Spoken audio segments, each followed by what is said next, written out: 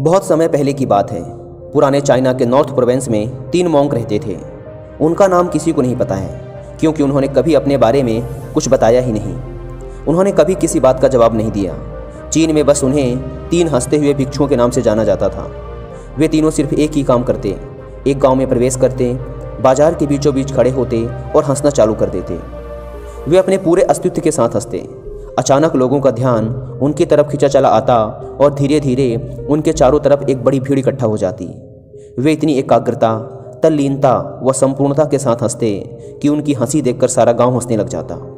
जब वो पूरा गांव हंसी के समुंदर में डूब जाता तो वे दूसरे गांव चले जाते। वे ना तो कुछ बोलते थे, ना ही कुछ उपदेश देते और ना ही कुछ शिक्षा। वे जहाँ भी जाते अपनी हंसी से ऐसा माहौल बना देते कि लोग अपने सारे दुख दर्द भूलकर बस हंसने लग जाते। धीरे धीरे चाइना के लोग उन्हें बहुत प्यार करने लगे और वो पूरे चाइना में फेमस होते गए 3 लाफिंग मॉन्क के नाम से। चाइना के लोग उन्हें बहुत प्यार करते, उनका सम्मान करते। इससे पहले और उनके बाद भी कभी किसी ने इस तरह से प्रचार नहीं किया कि जीवन केवल एक हंसी होना चाहिए और कुछ नहीं। वे विशेष रूप से किसी पर नहीं हंसते थे।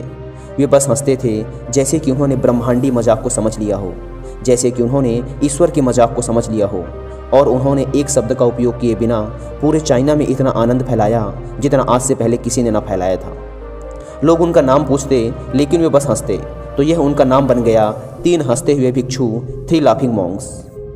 पूरे चाइना में घूम घूम कर लोगों को हंसाते हुए समय के साथ वे तीनों बूढ़े हो गए और एक रात जब वे एक गांव में ठहरे हुए थे, उन तीनों में से एक भिक्षु की मौत हो गई। पूरा गांव स्तब्ध रह गया। पूरा गांव बहुत ज़्यादा उम्मीद कर रहा था, क्योंकि उन्हें लगता था कि जब उनमें से एक की मृत्यु हो गई होगी तो बाकी जो 2 जरूर रोएंगे। यह देखने लायक होगा, क्योंकि किसी ने भी कभी इन लोगों को रोते हुए नहीं देखा था। जब सुबह हुई तो पूरा गांव इकट्ठा हुआ, लेकिन दोनों भिक्षु तीसरे की लाश के पास खड़े जोर जोर से हंस रहे थे। ऐसी हंसी जैसी उन्होंने आज से पहले कभी ना हंसी हो।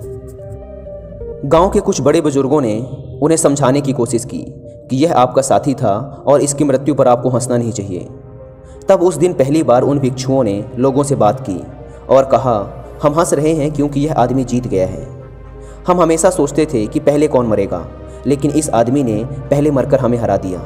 हम अपनी हार व इसकी जीत पर हंस रहे हैं। इसके अलावा यह कई वर्षों तक हमारे साथ रहा। हम एक साथ हंसे, हमने एक दूसरे की मौजूदगी, उपस्थिति का आनंद लिया। उसे अंतिम विदा देने का इससे बेहतर तरीका और क्या हो सकता है। हम केवल हंस सकते हैं। लेकिन पूरा गांव उदास था। जब मृत भिक्षु के शरीर को अंतिम संस्कार के लिए चिता पर लिटाया गया तो सारे गांव वालों को एहसास हुआ कि शेष 2 भिक्षु केवल मजाक नहीं कर रहे थे, वह तीसरा जो मृत था वह भी हंस रहा था।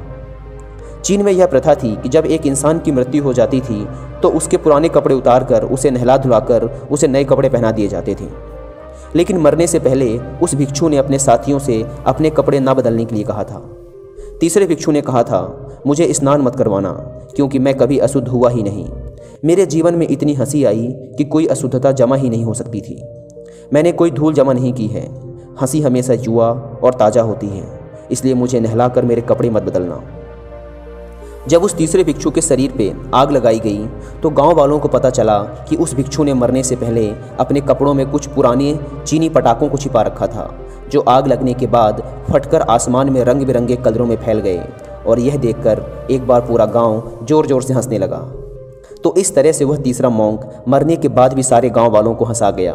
और यह देखकर शेष दोनों भिक्षुओं ने कहा, चालाक आदमी, तुम मर चुके हो, लेकिन तुमने हमें एक बार फिर हरा दिया। तुम्हारे द्वारा गांव वालों के चेहरों पर पैदा की गई यह हंसी आखिरी हंसी थी।